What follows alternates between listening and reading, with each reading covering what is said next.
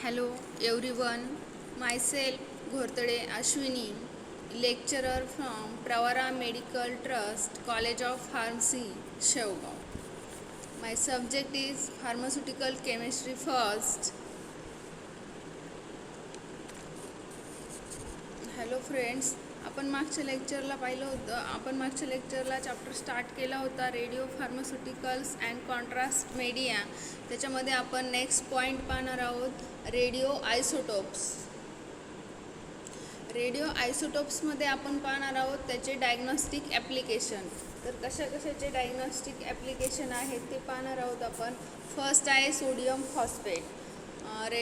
Radio आयसोटोप्समध्ये first diagnostic application कशाचं आहे? Sodium phosphate. त्याच्यामध्ये काय आहे? यूज इन सोडियम फॉस्फेट कशामध्ये यूज केलं जातं? Use in diagnosis and treatment of over production of RBC. कशामध्ये यूज केलं जातं ते? Treatment of over production of RBC. Over प्रोडक्शनच्या RBCचे जे ओव्हर प्रोडक्शन आहे त्याच्यामध्ये काय केलं जातं? यूज केलं जातं. नेक्स्ट आहे सोडियम क्रोमेट.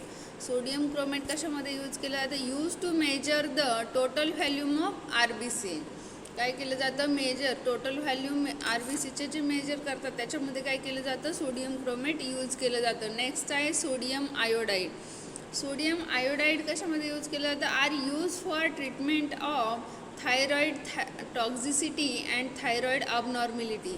काय केलं जातं? हे थायरॉईडच्या टॉक्झिसिटी आणि थायरॉईड अबनॉर्मॅलिटीच्या ट्रीटमेंटमध्ये काय केलं जातं? यूज केलं जातं. नेक्स्ट आहे आयर्न. आयर्न कशासाठी यूज केलं जातं? Use to study iron metabolism. कशासाठी? त्याच्या काय केलं जातं? आयर्नच्या मेटाबॉलिझमसाठी. ते मेटाबॉलिझममध्ये काय केलं जातं? ते यूज केलं जातं. नेक्स्ट आहे ऑक्सिजन. ऑक्सिजन काय करतं किंवा कशामध्ये यूज केलं जातं? Are use to study organic reaction. Organic रिॲक्शनच्या स्टडीमध्ये ते काय केलं जातं? यूज केलं जातं. नेक्स्ट आहे calcium. Calcium use to study bone structure. कशामध्ये यूज केलं जातं? बोन स्ट्रक्चरच्या स्टडीमध्ये.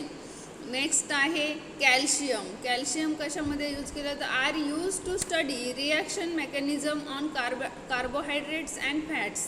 कशामध्ये यूज केलं जातं? Are use to study reaction mechanism on carbohydrates and fats. याच्यामध्ये ते काय केलं जातं? यूज केलं. नेक्स्ट आहे CO.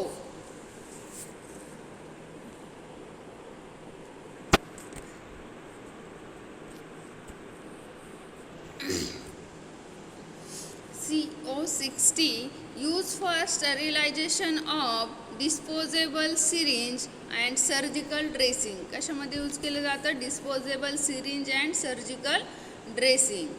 नेक्स्ट आहे, नेक्स्ट पॉईंट पाहणार आहोत आपण radio opaque contrast media. Radio opaque contrast media याच्यामध्ये आपण पाहणार आहोत. सपोज तुम्हाला क्वेश्चन असा येऊ शकतो, right use of suppose define radio opaque contrast media. त्याच्यामध्ये आपण पाहणार आहोत रेडिओ ऑपिक्यू कॉन्ट्रास्ट मीडिया. त्याच्यामध्ये आहे these are the substance which have property. म्हणजे या सबस्टन्समध्ये याच्यामध्ये काय केलेलं आहे? 3 प्रॉपर्टीज आहेत. फर्स्ट प्रॉपर्टी आहे causes shadow on X-ray film. याच्यामध्ये काय केलं जाते? X-ray film examination. तुम्ही पाहिलेच असेल, तुम्हाला माहीत असेल X-ray film. Radio opaque contrast media म्हणजेच याच्यामध्ये काय एक्सरेचं एक्झामिनेशन केलं जातं. सगळ्यांना माहीत आहे ना एक्सरे फिल्म. तुम्ही काढला पण असेल कधी एक्सरे, किंवा घरात कोणाचा कधी काढला असेल तर मग त्याच्यामध्ये काय होते? रेडिएशन काय होतं? आपल्या ऑर्गनवरती पडतात आणि ते काय करतात? ते पास होतात. ऑर्गनवरून ऑर्गनला काय करतात? ते पास करतात आणि बोन फ्रॅक्चर. त्याच्यामुळे काय होतं? जे एक्सरे जे आहे तो आपल्या ऑर्गनवरती पडतो आणि ते जे रे आहेत ते पास होतात आणि त्यामुळं आपल्याला काय होतं? बोन फ्रॅक्चर वगैरे जे काही झाले असेल तर काही असेल तर ते आपल्याला तिथे कळते. त्याच्या फर्स्ट प्रॉपर्टी आहे causes shadow on X-ray film. त्याच्यामध्ये काय होतं? मग आपला ऑर्गनचा जो शॅडो आहे तो इथे दिसतो. नेक्स्ट आहे ability to stop passes of X-ray and his appear of opaque on X-ray examination. म्हणजे त्याच्यामध्ये काय होतं? रेडिएशन जे पास होतात एक्सरे फिल्मवरती ते काय होतात? स्टॉप होतात. एक्सरे फिल्मवरती काय होतात? ते स्टॉप होतात. नेक्स्ट काय? Increases the absorption of X-ray. तिथे काय होते, एक्सरेमध्ये increases the absorption of X-ray. मग काय, such come on and their preparation are called as radio opaque contrast media. म्हणजेच काय, याला काय म्हणायचं की हे जे प्रॉपर्टीज आहेत हे काय केले जातं, आपण ऑपेक्यू कॉन्ट्रास्ट मीडियामध्ये काय केलं जातं, यूज केले जातात. नेक्स्ट आहे, X-ray are electromagnetic radiation of short wavelength having more penetration power. याच्यामध्ये काय असते, याच्यामध्ये काय असते, electromagnetic radiation of short wavelength. त्याच्यामध्ये काय केलं जातं, short wavelength having more penetration power. Electrons of an atomic number interact with X-ray and prevent the passage of X-ray. Electrons of an atomic number interact with X-ray and prevent the passage of X-ray. मग याच्यामध्ये काय केलं जातं की नाही का, atomic number काय होतात, इंटरॅक्ट होतात विथ एक्सरेला काय करणार, ते prevent the passes of X-ray. Next आहे, in diagnostic study using X-ray the soft tissue are permeable to the passes of X-ray as this tissue are mostly composed of electrons of low atomic number like carbon, hydrogen, oxygen and nitrogen, and hence causes the darkening of on X-ray film. याच्यामध्ये काय केलं जातं, maximum radiation काय केलं जातं, maximum radiation जे आहेत ते एक्सरे फिल्मवरती स्टॉप होतात आणि त्यांचा जो ते काय होतात, एक्सरेच्या ज्या फिल्म आहे त्याच्या बाहेर जात नाही. त्यामुळे ते काय होईल की आपल्याला सिंपल प्रेझेंटेशन मिळेल. म्हणजेच कसं, एखाद्या आपल्या अंगावर जर एखादी लाईट पडली तर आपली काय होते, खाली सावली दिसते. The bony structure cast shadow on film as bone contain certain element having high atomic number like calcium and phosphorus. As the result, bony tissue can be distinguished on expose X-ray film. म्हणजे काय होतं, x ray जो आहे तो काय होतो, suppose आपल्या हाताचा जर एक्सरे काढला तर तो हातातून काय होतं, जे रेज आहेत ते काय होतात, ते पास होतात. आणि आपल्या हातामध्ये काय असतात, स्मॉल टिश्यू असतात, टिश्यूमधून स्मूथ टिश्यू असतात, त्याच्यामधून ते रेज काय होतात, पास होतात. पण बोनचा जर आपण एक्सरे काढला तर बोनमधून ते रेज पास होत नाही. कारण काय असतं, त्याच्यामध्ये काय होतं की हाय ॲटॉमिक नंबर कॉज करते. ते कोणते ॲटॉमिक नंबर कॉज केले जाते, त्याच्यामध्ये कॅल्शियम अँड फॉस्फरस काय केलं जातं, हाय ॲटॉमिक नंबर कॉज करते ते.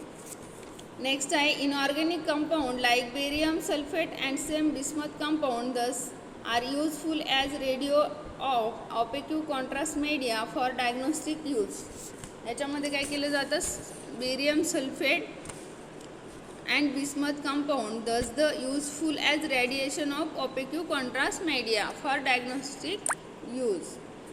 नेक्स्ट एक्झाम्पल आहे याच्यामध्ये बेरियम सल्फेटचा आपण मोनोग्राफ पाहणार आहोत. त्याच्यामध्ये आहे फर्स्ट मॉलिक्युलर फॉर्म्युला काय आहे, BaSO4. मॉलिक्युलर वेट आहे 233.4. त्याच्या प्रॉपर्टीज आहेत. फर्स्ट आहे fine white odourless tasteless bulky powder.